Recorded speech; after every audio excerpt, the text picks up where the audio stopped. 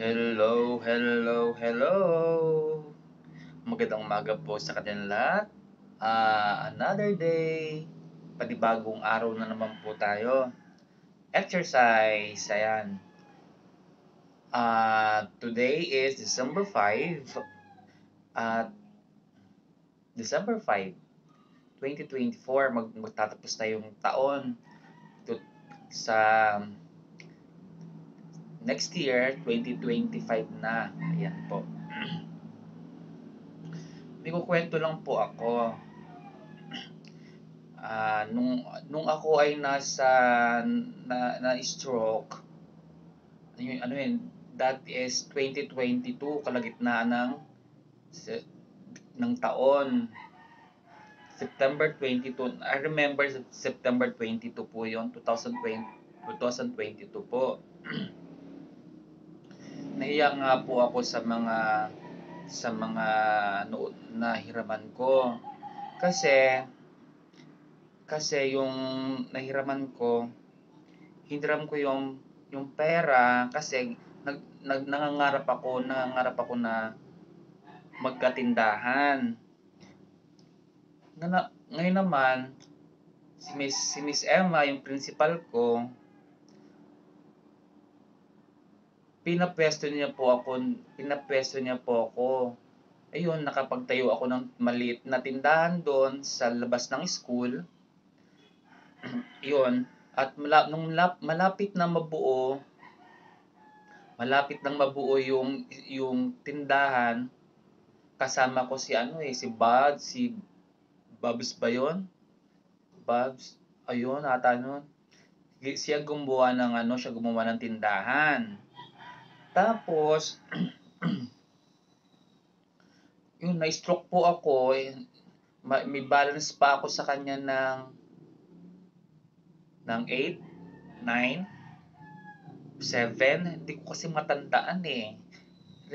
Remember ko parang ganun po ata.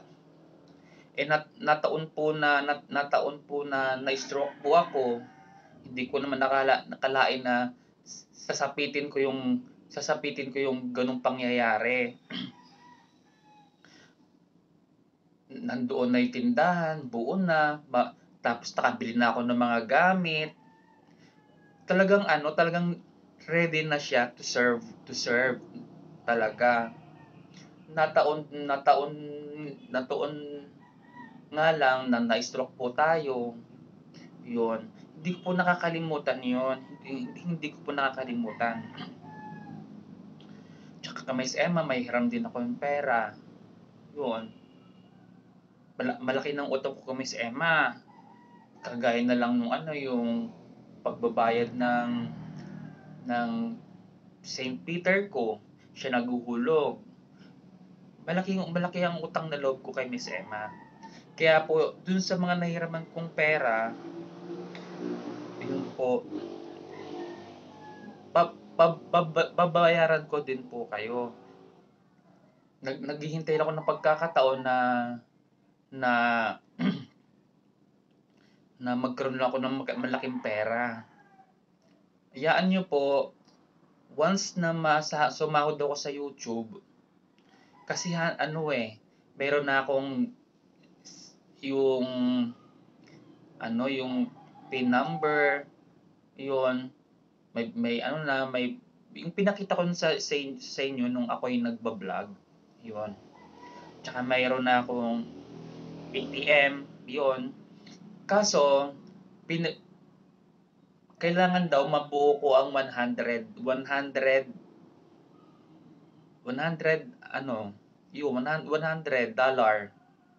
para makasahod na po ako sa YouTube.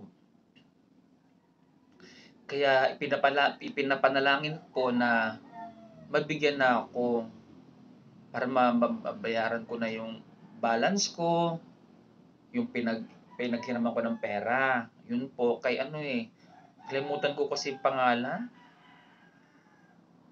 Nakalimutan ko po yung pangalan, di ko matandaan. Pero natatandaan ko kung sino na ko. Nakalimutan ko lang po yung pangalan. Nakahiram ako sa kanya ng ano, ng pera sa pagpapagawa ng tindahan. Ayun, gano'n. Kay Miss Emma, yun. Kaya, ah, hayaan niyo po kapag sumahod na po ako sa YouTube. Ayan. May nakukuha po akong SS, panggamot ko lang po yun. Panggamot ko. Yung bahay dito, sila naman nagbabayad, hindi naman po ako. Si Emo na nagbabayad ng bahay. Ngayon, 3,000 pabayad niya kasi maganda eh. Malaki, ganun. Tsaka safe na safe po rito.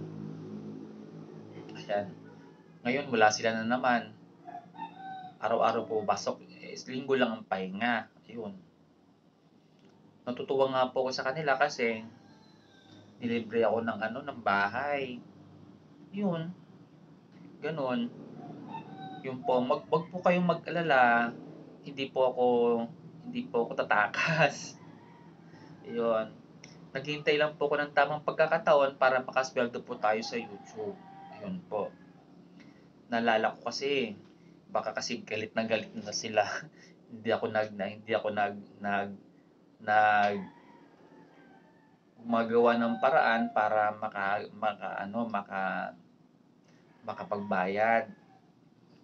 Gusto ko rin kuman po, eh wala po talaga, 'di ba? Yung natatanggap ko lang po, eh gamot ko lang po 'yun. Gamot ko lang po talaga.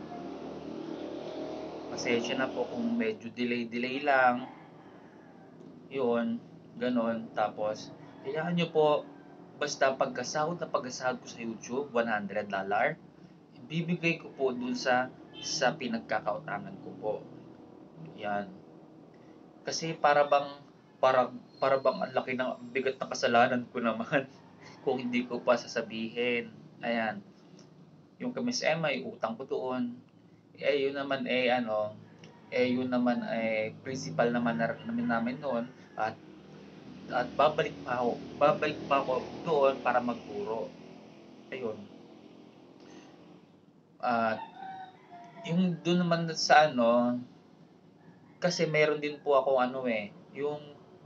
yung naggagamot sa akin.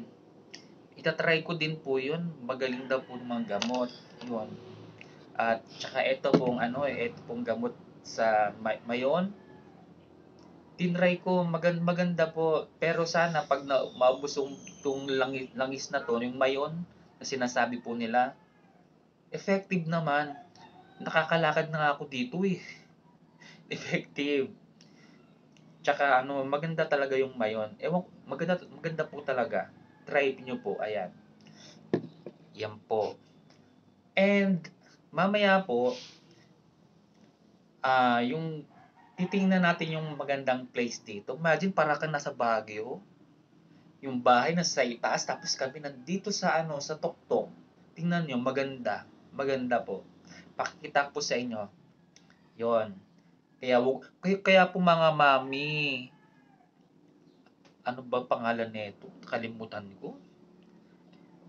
Papalitan ko po yung nairam ko po na pera po, ha? Wag na po kayong magagalit sa akin. Wag na po kayong magagalit kasi inihiram ko yon para makapagtayo ng konting maliit na pagkakakitaan. Eh kaso nga bago open na ako, nagkasakit naman po ako. Nagkasakit na ako ng stroke. Ang payat ko na nga po eh. Pero okay lang po 'yun. Mas mahalagang payat ka kaysa may sakit ka. Ang taba ko nga po dati eh. Ah, Puro naman pero puro naman po ako puro may sakit, ganun. Yan. Mamaya pupunta tayo dun sa sa baba. Ang laki kasi ng bahay na 'to eh. Sa baba, tapos sa labas, sa terrace. Pakikita ko sa inyo yung mga bahay. Makikita nyo, para po kayong nasa Baguio. Opo. Mamaya po ha. Yan. Ito po yung harap ng ng bahay. Ayan po yung hagdan sinasabi ko sa inyo. Ayan po yung hagdan na sinasabi ko sa inyo. Tapos, ayun ang baba. Yan o, doon. Mataas po, ano. Yan. Yan. Ayun yung bahay dito. Yan. O, diba? Sabi ko sa inyo, mataas masyado. Dito ko nag-exercise. Dito sila bumababa. Diyan. Ayun yung bahay. O, diba sabi ko sa inyo, napakaganda. Yun. Kanina nandoon ako. Kanina. Pinakikita ko lang po sa inyo kung gaano po kalamig dito. Lalo na pag gabi.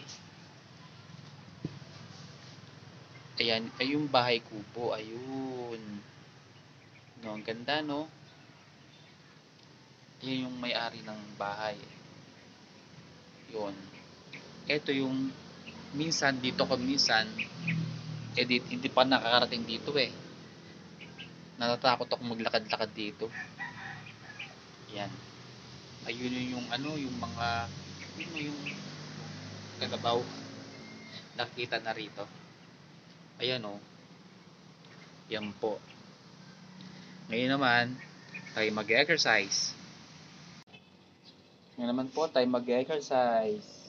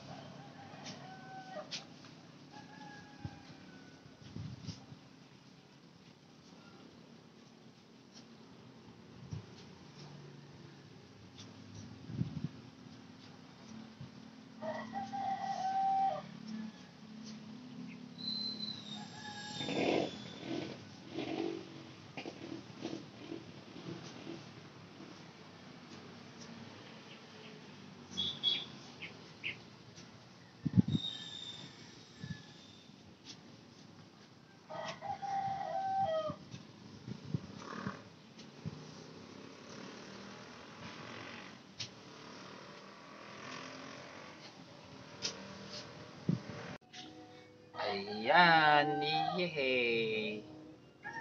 Ayan no, yung kamay ko hindi pa rin talaga. Gumagalaw naman siya kaso hindi ko kayang buhatin. Naangat ko siya pero hindi kagaya ng dati. Maano eh.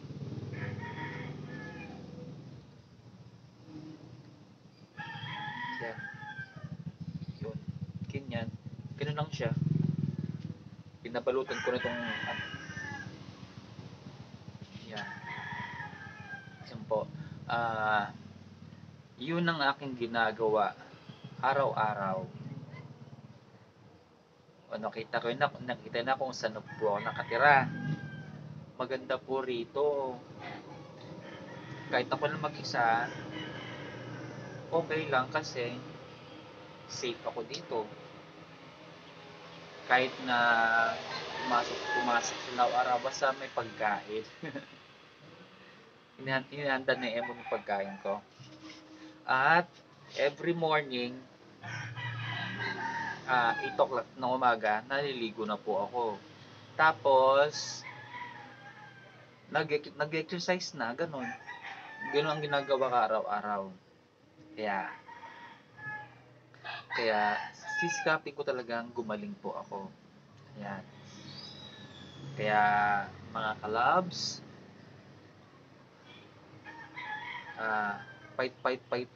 Fight lang po talaga. Yun. Fight lang talaga. Alam ko, balang araw, bibigyan ako ng kalakasan, ng kaginhawaan ng Diyos. O sige po, hanggang dito na lamang po. Bye-bye!